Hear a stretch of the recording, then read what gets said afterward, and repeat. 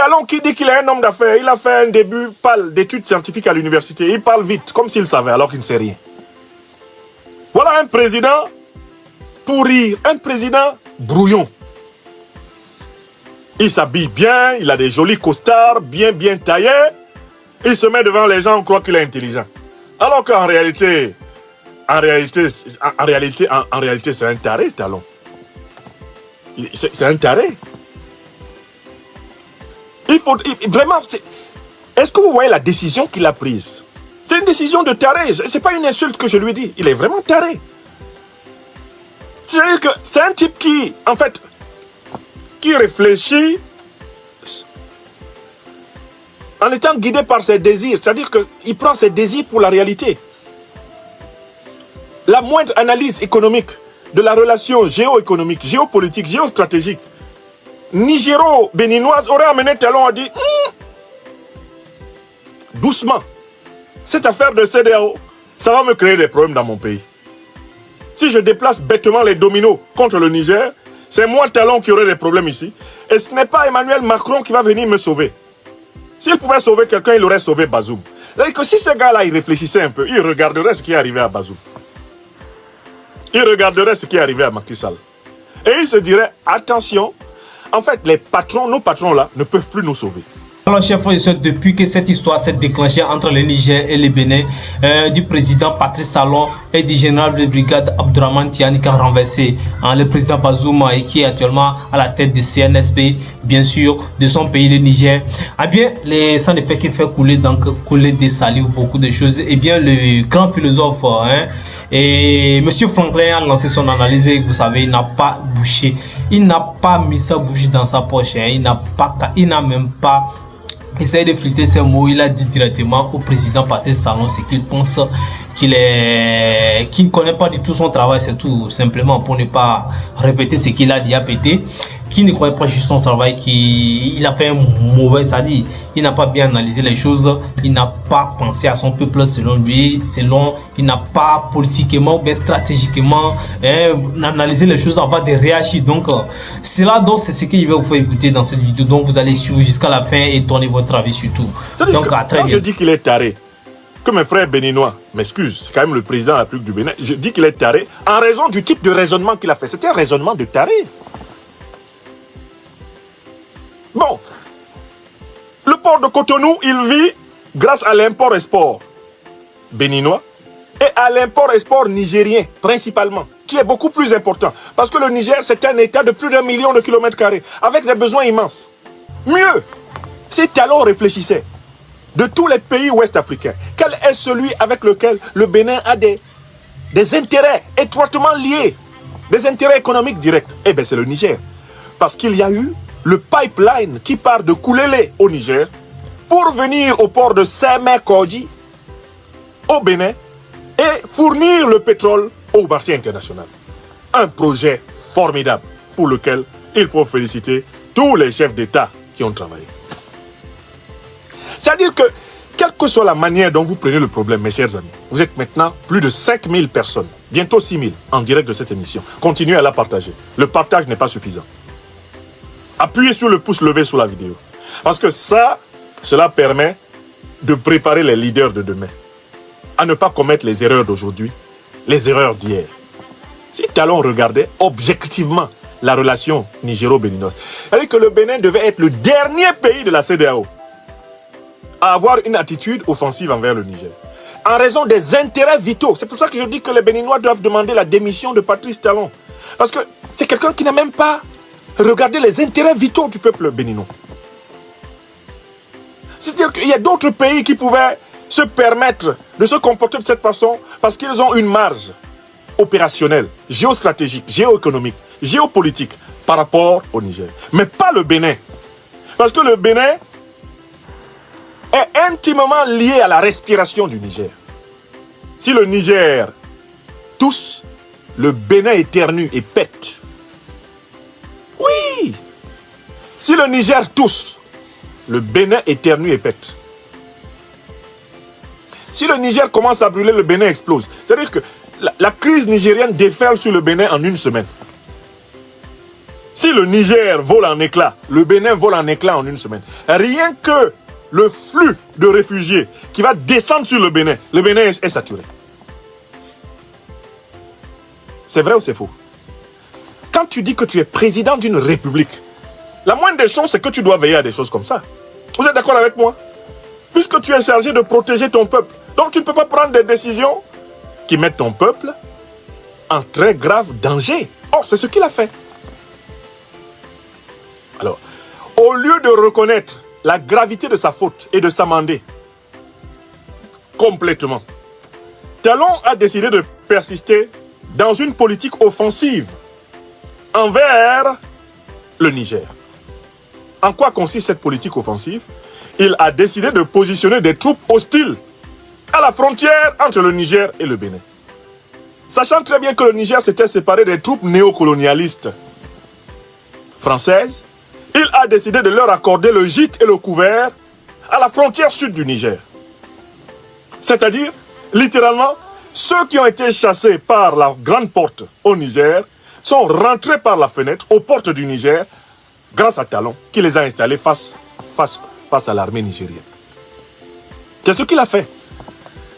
Et le Niger l'a démontré en donnant des reportages. Merci à toi, Étienne Girondin. Le Niger l'a démontré en donnant des reportages issus même de la presse d'investigation française. Le Niger l'a établi sans difficulté.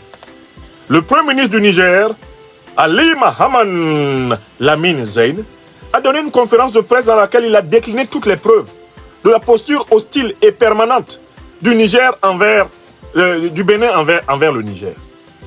Monsieur Franklin, vous le connaissez très bien, vous savez, il n'a pas sa langue dans sa poche. C'est un monsieur qui a rencontré presque tous les présidents de l'Afrique de l'Ouest, le président du Niger, le président Assimi Goïta également et d'autres présidents. Donc, et c'est quelqu'un qui connaît beaucoup la matière. Donc, je ne suis pas en train de dire qu'il a raison ou bien il n'a pas raison.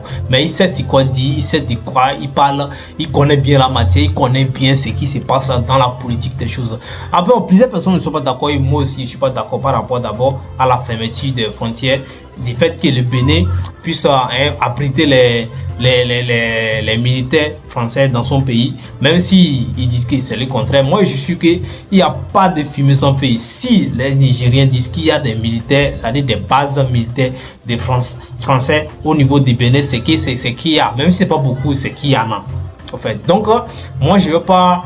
On va pas se voiler la tête sur la table. Moi, je veux dire ça tranquillement. Donc, moi, j'aimerais plutôt que les Bénin puissent suivre ou bien revenir revenir dans l'amitié traiter avec les présidents ou bien les gouvernements du Niger actuellement, parce que ce qui fait en bloquant les pétroles du Niger et tout cela, ça va toujours d'abord les frontières là. Son peuple souffre de la fermeture des frontières également, même si le Niger souffre, son peuple aussi souffre. Ouais, non. Et son économie également souffre de ça. Maintenant, les pétroles qui seront bloqués aussi, son économie souffre de ça. Donc, franchement, c'est un peu compliqué, mais on ne sait pas sur quoi le président compte bien. Je crois qu'actuellement, il y a une ouverture provisoire de cette transaction, de ces chargements-là, provisoire pour le moment. Ça veut dire que les choses sont en train de rentrer là. Parce que c'est un contrat. Les Chinois, c'est équipé actuellement. Donc, ils comprennent, ils sont entre vous. Ils ont bien demandé au Bénin. Les Bénin a accordé. Ils ont bien demandé au Niger. Ils ont accordé. C'est un contrat, c'est un contrat. C'est vrai, le président du Bénin, c'est un économiste ou bien quoi. C'est une affaire. Ça, sûrement, c'est une affaire. Donc, gérer un pays, ce n'est pas gérer une entreprise quand même. Donc, il y a certaines réalités ou bien il y a certaines façons de faire les choses qui doivent changer franchement, qui doivent aller en faveur du peuple. Donc, chers frères, j'essaie de donner votre avis également parce que c'est très important. Et donc, vous savez, si les Chinois disent que non, c'est pas possible parce que c'est équipé. S'ils disent que non, on doit respecter les contrats, c'est qu'on va respecter les contrats parce que c'est un contrat entre eux. Ils n'ont rien gagné même déjà. Ils ont investi dans tout ça là et le Bénin va venir parce qu'il y a entre il n'y a même pas de guerre. C'est une histoire des frontières. C'est pas qu'il y a la guerre au pays et puis tout ça là, c'est compréhensible. Mais cette fois-ci, il n'y a rien de drôle, bien des choses de graves comme ça. Mais c'est une histoire de parce que vous avez fait votre vous avez fait votre frontière, nos yeux bloquent votre chose. Non. De toute façon, moi je suis pas d'accord. Donc j'aimerais que ces deux pays puissent s'entendre sur un point et tout va bien se passer quoi. Donc c'est ça en quelque sorte. Donc même citer les camps militaires Il a même cité les camps militaires dans lesquels se trouvent les troupes hostiles. Il a même cité les camps militaires dans lesquels se trouvent les troupes hostiles. Oui ou non? Donc, au lieu de changer de politique, il choisit de persister dans la même politique, cette fois-ci par la voie de la ruse. Je vais poster contre le Niger, les troupes que le Niger a chassées de son sol, et je vais demander au Niger d'ouvrir sa frontière, et je vais faire semblant d'être revenu à de meilleurs sentiments. Et comme je crois être le plus malin et le plus intelligent de la sous-région, ainsi, je vais pouvoir punir les Nigériens, comme je l'avais promis par ma déclaration de guerre, tout en faisant semblant de coopérer avec eux. Mais c'est ce que le gouvernement du Niger a refusé. Le gouvernement du Niger, ayant vu la duplicité de Patrice Talon, lui a dit non. Et le peuple béninois soutient le gouvernement nigérien. Je recommence. Le peuple béninois soutient le gouvernement nigérien dans sa posture de méfiance envers Patrice Talon. Parce que ce sont même les Béninois, dans les reportages faits par la presse internationale, qui ont témoigné que Talon a permis le positionnement de troupes étrangères hostiles au Niger sur le sol béninois. Dans les reportages, ce sont même les Béninois qui témoignent en disant ils sont là, ils sont là, ils sont là, ils sont là, ils sont là. Donc, les Béninois ne sont pas d'accord avec la politique que Talon mène. Et ils le disent sur les réseaux sociaux. La plupart des commentaires de mes frères et sœurs béninois que j'ai lus sont des commentaires vraiment déçus de Patrice Talon. Il y a quelques brebis galeuses perdues, quelques tondus pelés, qui de temps en temps essayent de soutenir cet ennemi du peuple béninois qu'est Patrice Talon, mais c'est terminé. Il a perdu l'opinion béninoise. L'opinion béninoise est pro-CNSP du Niger. Oui. Et je parle en tant que fils adoptif du Bénin. Je suis un fils du Bénin. Il y a des familles du Bénin qui sont mes familles. Il y a des familles du Bénin où je suis chez moi. Des familles de militants traditionnels de Talon sont quittés derrière lui à cause de sa trahison de l'Afrique. Talon a perdu la base du peuple béninois avec laquelle il avait été élu président. Les Béninois le supportent à peine et attendent son départ. Mais certains d'entre vous pourraient en douter. Voilà pourquoi je voudrais donner la parole d'abord à un ancien président de la République du Bénin. Il s'appelle Nicéphore Soglo. Écoutez ce que le président Nicéphore Soglo a dit. Écoutez le résumé qu'il donne du conflit. Ce qui vous prouve que le peuple béninois est uni au peuple nigérien et aux autorités nigériennes dans la volonté de souveraineté africaine. C'est Talon qui est l'ennemi des deux peuples. C'est le régime de Talon qui est au service d'intérêts étrangers et anti-africains. Écoutez ce que dit un ancien président de la République. Parce que vous pouvez dire, ah, lui, c'est un intellectuel panafricaniste. Dès qu'un des États panafricanistes est attaqué, il sort pour le défendre. Oui, c'est vrai, je suis panafricaniste, je défends les États panafricanistes. Bien, comme on dit à Abidjan. Ok, on va donc donner la parole à un ancien président de la République du Bénin. C'est-à-dire quelqu'un qui a assumé les charges suprêmes de l'État béninois. Le président Nicéphore Soglo. Quand lui va dire ça, vous allez dire quoi? Quand Nicéphore Soglo va dire la même chose que moi, vous allez encore dire quoi? Il n'est pas béninois? Il est béninois, non? Bon, comme moi je ne suis qu'un fils adoptif du Bénin, nous allons donc donner la parole au président Nicéphore Soglo pour qu'il nous dise la lecture, qu'il nous donne une lecture béninoise de la trahison de Talon. Président Soglo, vraiment quand j'ai écouté votre élément, j'ai dit l'Afrique est réveillée. La vérité explose partout. Elle éclate et darde. Eh bien, la terre africaine tout entière, comme le soleil qui, eh bien, assure notre vie. Président Soglo, est-ce que vous êtes là? Venez nous dire ce qu'a fait cet individu. Un différent existentiel avec un pays frère qui s'appelle le Niger. Au moment où la CEDEAO fait partie de notre pays. Voilà, président, vous avez là la parole pendant 5 minutes. C'est notre pays à juger. Vraiment, je ne sais pas sur quels critères de dire, voilà, nous condamnons le Niger à la suite du fait que vraiment il y a eu un coup d'État dans ce pays. Si les gens font un coup d'État, ils sont les seuls juges de leur situation. Et le général Tiani et ses amis considèrent que la France est devenue leur ennemi, au même titre que les États-Unis d'Amérique. Voilà. Et ils ont dit maintenant, pliez. Et bien dans tout ça, c'est le Togo qui va profiter. Si désormais ça continue pas comme ça et que le pétrole également passe par le Burkina Faso et au Togo, ben c'est le président de la République avec son gouvernement et son peuple qui va en bénéficier avec leur économie.